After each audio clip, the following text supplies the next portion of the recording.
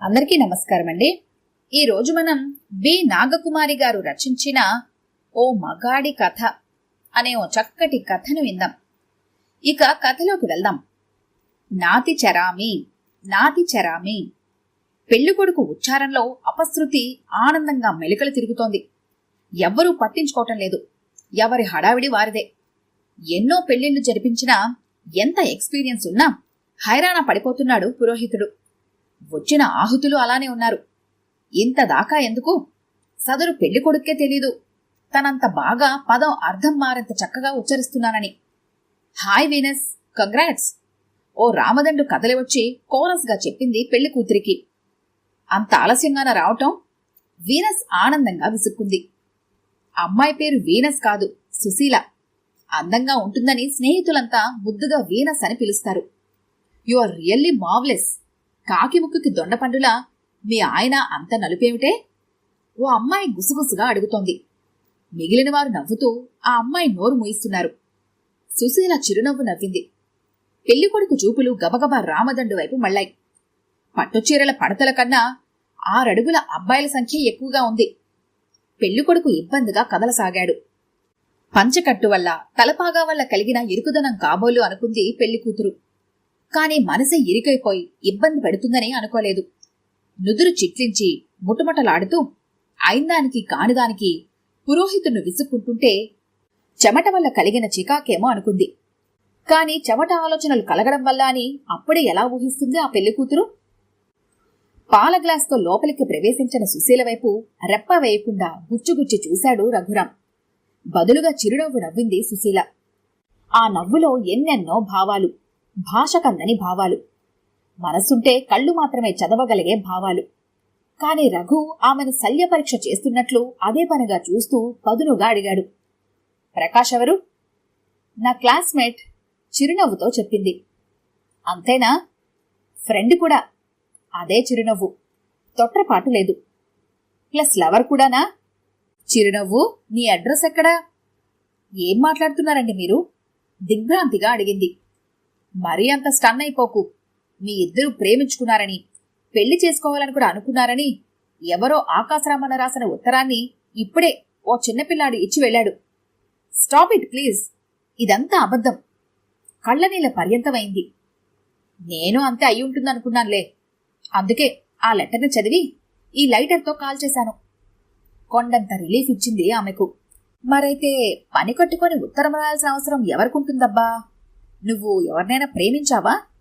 ధర్మ సందేహం వెలుబుచ్చాడు. అనుమానం, జస్ట్ అనుమానం. ఈ మాంగళ్యం సాక్షిగా చెబుతున్నాను. నా జీవితంలో నేను ఇంతవరకు ఏ మగాన్ని ప్రేమించలేదు.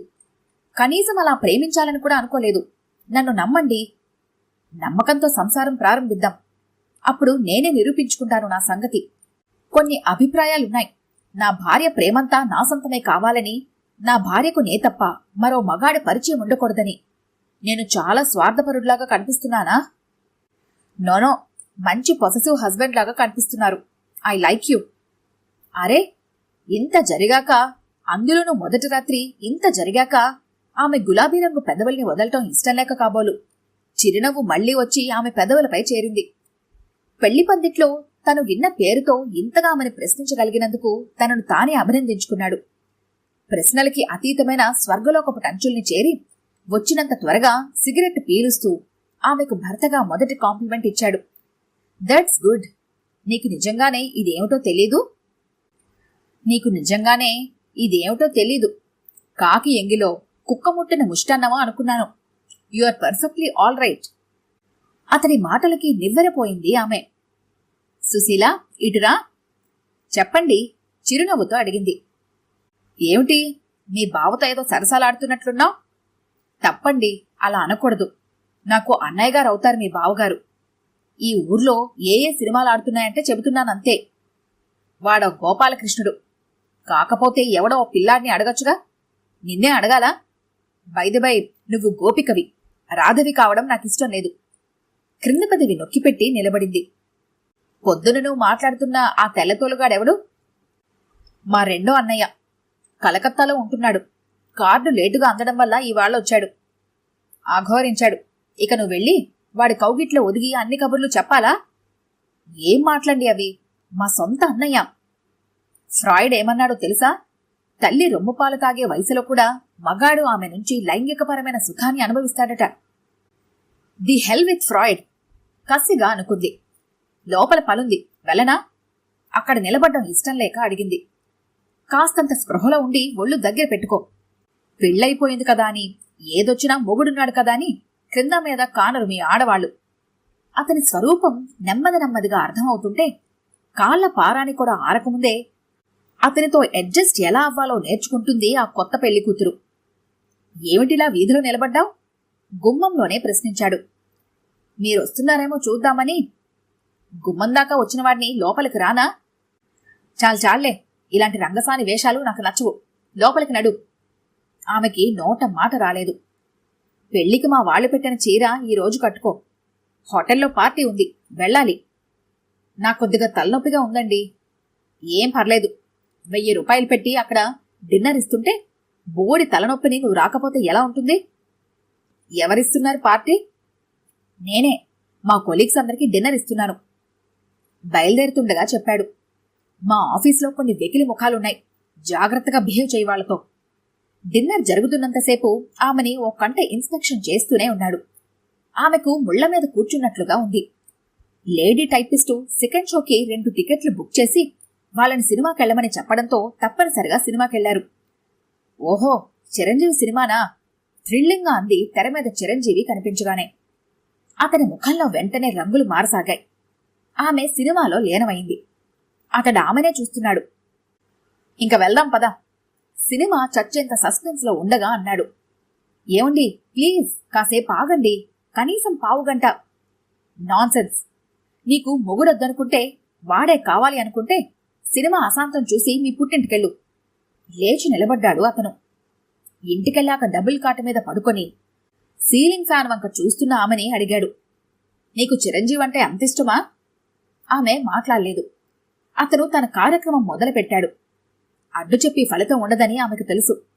అందుకే సహకరించింది. స్వర్గద్వారాలు తెరుచుకోబోతుండగా అడిగాడు అతను. నా ప్లేస్లో చిరంజీవిని ఊహించుకుంటున్నావా? ఇంత యాక్టివ్గా ఉన్నావు? గబుక్కన వదిలేసింది అతన్ని. అరచేతుల్లో ముఖం దాచుకుని అటువైపు తిరిగింది. ఇటు తిప్పే ప్రయత్నమేమీ జరగలేదు.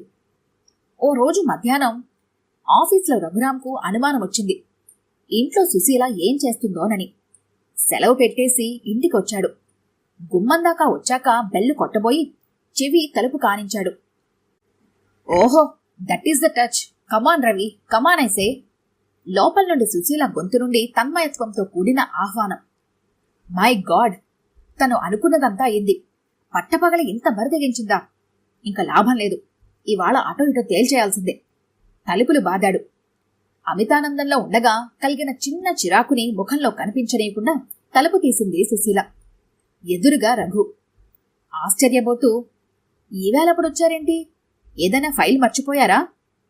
కాదు, నువ్వు చేసే రంకుతనాలు పట్టబయలు చేద్దామని. ఏమండి? ఏడివాడు? బెడ్రూమ్లో ఉన్నాడా? బాత్రూంలో ఉన్నాడా? ఎవరి గురించి మాట్లాడుతున్నారు మీరు? అదే ఇందాక కమాన్ రవి అంటూ పిలుస్తున్నావు చూడు, వాడు. అతని వాక్యం పూర్తి కాకముందే పడి పడి నవ్వసాగింది. భలే వారండి మీరు. ఇంకా ఏమిటా అనుకొని హడలు చచ్చాను. రవి అంటే రవిశాస్త్రి అండి. టీవీలో వన్డే క్రికెట్ మ్యాచ్ వస్తోంది. రండి, మీరు కూడా చూదురుగాని. అతని చెయ్యి పట్టుకుని చిన్నపిల్లల బెడ్రూంలోకి తీసుకెళ్ళింది. నీకు ఏ ప్లేయర్ అంటే ఇష్టం? రోజన్ బిన్నీ. ఈ మ్యాచ్లో ఉన్నాడా? ఉన్నాడు. అతని ముఖంలో రంగులు మారుతున్నాయి. టీవీ దగ్గరగా నడిచాడు అతను. వాల్యూమ్ పెంచడానికి వెళ్తున్నాడేమో అనుకుని ఒక్కదాన్నే కదా అని వాల్యూమ్ తగ్గించి పెట్టుకున్నాను. అసలు టీవీలో ఆట చూస్తూ రేడియోలో కమెంటరీ వింటుంటే ఎంత బాగుంటుంది. ఆమె చెబుతూనే ఉంది. అతను టీవీ ఆఫ్ చేశాడు. ఆమె నోరు కూడా వెంటనే మూతపడింది. నాన్సెన్స్. ఆడదానికి క్రికెట్ మ్యాచ్లేమిటి? ఆ 6 అడుగుల రోజర్ బిన్నీగాడు ఎప్పుడు రాత్రిళ్ళు నీ కళ్ళలోకి కేవలం బ్రీఫ్తోనే వస్తాడా? రామ చెవులు మూసుకుంటూ లేచి నిలబడింది. మీకీ విధంగా తప్ప ఇంకో విధంగా మాట్లాడటం రాదా? ఎందుకండి, నేనే పాపం చేశానని నన్నిలా అడుగడుక్కి వేధిస్తారు? మీకిలాంటి అనుమానాలు ఎందుకొస్తున్నాయి అసలు? నన్నేం చేయమన్నా చేస్తాను, ఏ శిక్ష విధించినా భరిస్తాను. కానీ నన్ను మాత్రం ఇలాంటి అనుమానాలతో మాటలతో చిత్రహింస పెట్టకండి. సడన్గా ఉన్నట్లుండి ఏడవసాగింది. సరేలే, ఇంకా సంగీతం ఆపు, నేను ఆఫీస్కెళ్తున్నాను, తలుపేసుకో. బూట్లు టకటకలాడించుకుంటూ వెళ్ళిపోయాడు. సుశీల ఏడ్చి ఏడ్చి సొమ్మసిల్లి అలానే పడుకుంది. ఆఫీస్కొచ్చిన తర్వాత ఓ క్షణం రఘురాం మనసు పీకింది. తను అనవసరంగా సుశీలని బాధపెడుతున్నాడేమోనని. కేవలం ఒక్క క్షణం మాత్రమే. మళ్లీ రాయిగా అనుమానాల శిలగా మారిపోయింది. ఆ మనసునలా శిలగా మార్చిన పరిస్థితుల్ని మళ్లీ ఓసారి నెమరు వేసుకోసాగాడు. 8 ఏళ్ల వయసులో తల్లితో కలిసి అమ్మమ్మ వాళ్ళింటికి వెళ్లాడు. వాళ్లది ఉమ్మడి కుటుంబం. రఘుకు 4 మేనమామలు. పెద్దవాళ్ల ముగ్గురికి పెళ్లిళ్ళైపోయాయి. చిన్నతనకింకా కాలేదు. 2వ మేనమామ మిలిటరీలో ఉంటున్నాడు. అతని భార్య ఇక్కడే ఉంటుంది. ఓ రోజు అర్ధరాత్రి రఘు పిన్నతల్లి రఘు 2వ మేనమామ భార్యని 4వ మేనమామని ఒకే మంచంలో ఉండటం చూసింది. ఇంకేముంది, ఇల్లు మొత్తం మేల్కొంది. అందరూ నానా మాటలన్నారు ఆవిడ్ని. అత్తగారైతే కోడల్ని కొట్టింది కూడా. తప్పంతా తనొక్కదానిదే అన్నట్టు తల వంచుకొని కూర్చుంది ఆమె. ఎవరేం అంటున్నా, ఎవరేం చేస్తున్నా రఘు మేనమామ మాత్రం ఛీ వెధవ కొంప అంటూ బయటికి వెళ్ళిపోయాడు. రఘు మనసులో బలమైన బీజం నాటుకుంది, అవ్యక్తమైన జుగుప్సాకర అభిప్రాయాలతో కలిసి. 10 ఏళ్ల ప్రాయంలో ఇలాంటి సంఘటనే ఇంకొకటి జరిగింది. వాళ్ల పక్కింటావిడ ప్రసవించడానికని చెల్లెల్ని తోడు తెచ్చుకుంది. ఈవిడ బాలింతరాలై కోలుకునేటప్పటికీ ఆవిడ చూలింతరాలవ్వడానికి సిద్ధమైంది. నెత్తి నోరు బాదుకొని ఊరువాడ ఏకం చేసి చెల్లెల్ని ఇంట్లోంచి తరిమి కొట్టింది. మొగుడిని మాత్రం మొగుడిలాగా చూసుకుంది. అది వేరే సంగతి అనుకోండి.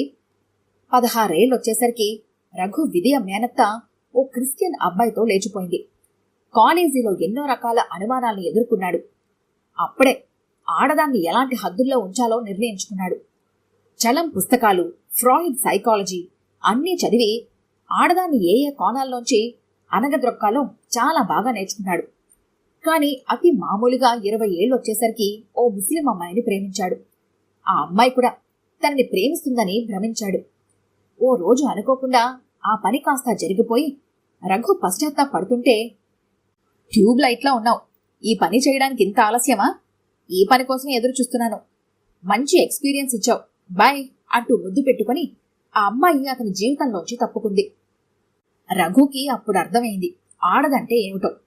అతని దురదృష్టవశాత్తు అతనికి ఎదురుపడ్డ ఆడవాళ్లంతా కలిసి అంత మంచి అభిప్రాయాల్ని అతనిలో మిగిల్చారు. ఏమండి, మా మేనత్త కొడుకొచ్చాడు. నిన్నిద్దామనుకున్నారా? కాదండి, ఈయన చాలా పెద్దవారు. మా నాన్నగారంత వయసు ఉంటుంది. మా మేనత్త మా డాడీకి కజిన్ అవుతుంది. అయినా సరే నాకిలాంటి రాకపోకలు గిట్టవు నిష్కర్షగా చెప్పాడు. ఆ రోజు సాయంకాలం సుశీల ఆమె బావ మాట్లాడుతుంటే అతనికి ఒళ్ళు మండిపోయింది. అయినా ఆ క్షణంలో ఏం చేయాలో అర్థం కాలేదు. రాత్రి మీద చెయ్యి వేస్తే సుశీల చెప్పింది, ఏమండి, ఈరోజు ఎందుకో బావున్నట్లు లేదు, వదిలేయకూడదు? ప్రతి ఆడదానికి మగాడి చేత బలవంతంగా అనుభవించబడాలని ఉంటుందట. నీకు అలాంటి కోరిక ఏమైనా కలిగిందా? లేదు బాబు, ఊరుకుందురు. అంతేనా? ఆ ముచ్చట మీ బావ ఏదైనా తీర్చేశాడా? కరెంటు షాక్ అయినా సరే అలవాటైతే అంతగా షాక్ పట్టదు. ఇంకో రోజు సుబ్బారావుని చూశావు అన్నాడు. కామేశ్వరరావుతో కామించాలనుకున్నావా అన్నాడు. అన్నాడు అన్నాడు అంటూనే ఉన్నాడు. ఓ రోజు సుశీల కూర్చొని తీరుబడిగా ఆలోచించసాగింది. అసలు ఈ ప్రహసనానికి అంతూ అదుపు లేదా? ఏమీ కనిపించడం లేదేంటి? తనే ఏదో ఒక ముగింపు చెప్పాలి. ఏం చెప్పాలి? తనేం చెప్పగలదు? చెప్పి చూపిస్తుంది. మరో రోజు కరెంటు బిల్లు రాసుకోవడానికి ఓ యువకుడు వచ్చాడు. తల ఎత్తి మీటర్ చూశాడంతే. తర్వాత పనంతా తల వంచుకొని చేసుకుని వెళ్ళిపోయాడు. అక్కడే కూర్చొని షేవింగ్ క్రీమ్ రాసుకుంటున్న రఘు డబుల్ ఎడ్జ్ బ్లేడ్ని రేజర్లోకి ఎక్కిస్తూ అడిగాడు, ఏమిటి వాడినలా తినేసేలా చూస్తున్నావు? భర్తకన తెచ్చిన కాఫీ కప్పుని టీపాయ్ మీద శబ్దమయ్యేలా పెడుతూ, ఏం లేదండి, వాడు నన్ను ఎంత సుఖపెట్టగలడని ఆలోచిస్తున్నాను. సర్రుమంది బ్లేడు. వాట్? కాస్తంత చూసి షేవింగ్ చేసుకోండి. ఎంతకు బరితెగించావే నువ్వు? నిన్నసలు ఊరికే ఆవేశపడకండి. ఏ మగాడిని చూసినా నాలో ఇలాంటి వింత వింత కోరికలు కలిగేలా నన్ను ప్రేరేపించి నా బ్రెయిన్ని అలా కండిషన్ చేసింది మీరే. నోరు మూసుకొని కూడా ఆ పని చేయగలను. నీకు విడాకులిస్తాను. మీ ముఖం, మీకు అంత సీన్ లేదు. ఇంటికి తాళం వేసి వెళ్తాను ఆఫీస్కు. డూప్లికేట్ 2 నిమిషాల కల్లా చేయించి ఇంకొకటి ఇంట్లోకి పిలిపించుకోగలను. పిలిపించుకొని ఆ మాత్రం తెలీదా నా చెమట మొగుడా? అతనికి మాటలు రావటం లేదు. నాకు ఉద్యోగం వచ్చింది, ఇవాళ జాయిన్ అవ్వాలి. పిచ్చి పిచ్చి ఆలోచనలు అనుమానాలు మానేసి సరిగ్గా ఉంటే ఉండండి. లేకపోతే నేనే ఓ 10 మందితో తిరిగి మీకు మగతనం లేదని, అందుకే నేను అలా తిరుగుతున్నానని చెప్పగలను. కాఫీ తాగండి, చల్లారిపోయింది. ఠీవిగా నడుస్తూ లోపలికెళ్ళిపోయింది. భార్య వెళ్లిన వైపే నిర్ఘాంతపోయి చూస్తూ ఉండిపోయాడు రఘు. ఇప్పటికైనా తన మట్టిబుర్రకు అర్థమైందో లేదో తన నోటిని అదుపులో పెట్టుకోవాలి అని. ఈ కథ కనుక మీకు నచ్చినట్లయితే లైక్ చేయండి, షేర్ చేయండి. మరిన్ని ఇంట్రెస్టింగ్ కథల కోసం మా ఛానల్ని తప్పకుండా సబ్స్క్రైబ్ చేసుకోండి.